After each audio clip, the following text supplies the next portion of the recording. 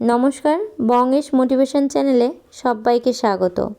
ভিডিওটি ভালো লাগলে একটা লাইক দেবেন আর চ্যানেলটিকে সাবস্ক্রাইব করে পাশে থাকবেন। এক বরফ শীতল রাতে একজন কোটিপতি তার ঘরের সামনে এক বৃদ্ধ দরিদ্র ব্যক্তিকে দেখতে পেলেন।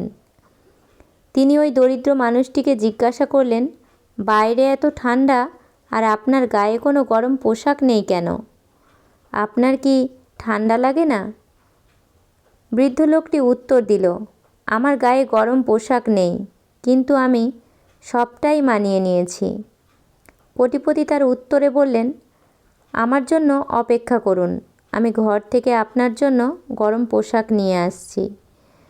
দরিদ্র মানুষটি খুশি হয়ে বলল, হ্যাঁ, আমি তোমার জন্য অপেক্ষা করব। কোটিপতি ঘরের মধ্যে ঢুকে গেলেন। ঘরে গিয়ে নানা কাজে ব্যস্ত হয়ে গেলেন। দরিদ্র মানুষটির কথা ভুলেই গেলেন। সকালে তার মনে হলো সেই দরিদ্র মানুষটির কথা। তিনি সাথে সাথেই ঘর থেকে বেরিয়ে গেলেন সেই বৃদ্ধ মানুষটির কাছে। তিনি বাইরে বেরিয়ে দেখতে পেলেন বৃদ্ধটি মারা গেছে, আর মারা যাওয়ার আগে মাটিতে কিছু লিখে গেছে।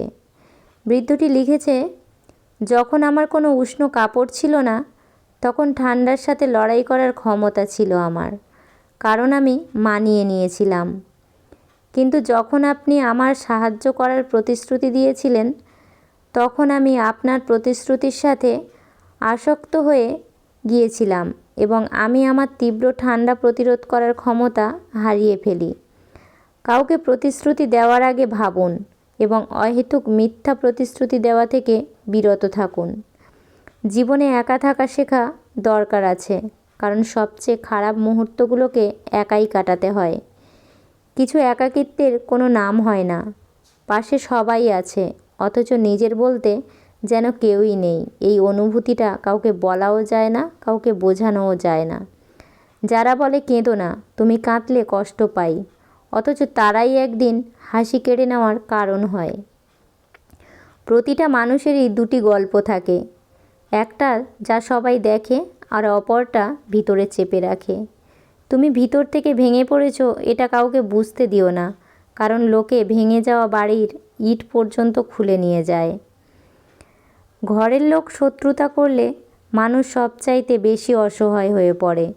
না পারে কাউকে বলতে, না পারে তার প্রতিশোধ নিতে। শব্দ এক হলেও তার উপর অনেক কিছুই নির্ভর করে, যেমন সরি আমি আপনি বললে ঝগড়া শেষ, আর এটা ডাক্তার বললে জীবন শেষ। বন্ধুরা, ভিডিওটি ভালো লাগলে সাবস্ক্রাইব করবেন আর একটা লাইক দেবেন, প্রচুর শেয়ার করবেন।